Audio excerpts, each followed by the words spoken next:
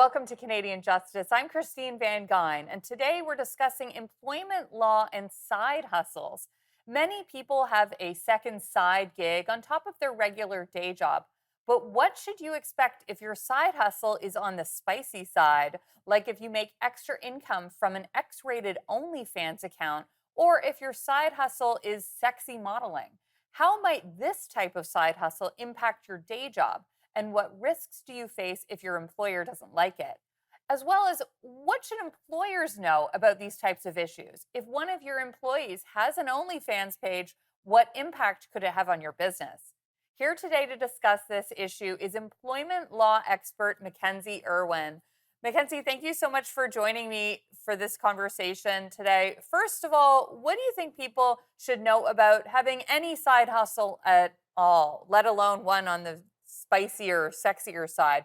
This is sometimes called moonlighting, and I know that it can be prohibited in some employment law contracts, but what should people know about this type of second job? Yeah, so I mean, definitely with this economy, it's more and more popular that people are taking on extra side work, taking on another side hustle, side gigs. But in general, Canadian employment law doesn't specifically prohibit employees from working two jobs or carrying on a side business. However, employers, uh, they can do employees can do anything, including having a second job. They are not allowed to do anything that is contrary to their employer's best interest. So this means, some employees won't be able to really work for a competitor if they have that side gig, or their side gig can't have them engaging in something that would cause their main employer some sort of embarrassment or loss of business. So it really comes down to the harm it may cause to your main employer. So employers, on the other hand, they can prohibit moonlighting by specifically stating that it's prohibited in, let's say, an employment contract with your employee or any kind of employee code of conduct. That's something that we call an exclusivity agreement. And these agreements, they prevent your staff from working for another company until their employment with you comes to an end. So there's many ways that employers can limit your extracurricular work. They can do that through non-competitions and non-solicitation clauses in your agreement. Those are ways that employers can limit what you do outside, even after you've been fired. Those agreements can still be in effect. So this really just highlights the importance of reviewing an employment agreement and an employment offer in detail before you sign it. So if you're someone who already has some sort of side gig going on, or you're looking to supplement your income with a side gig, you're going to want to really look into your contract, make sure that those terms aren't there, and that side gig won't be violating any of those terms.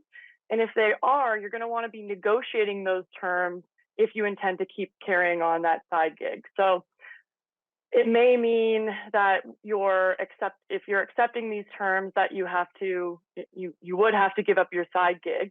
And that might mean actually looking into maybe negotiating an increased salary to compensate you for having to give up that side gig. So all things that are really very important in employment law and very, very active right now. We're having a lot of people come in with issues, employers and employees, having issues with employees engaging in these side gig activities and what to do with that.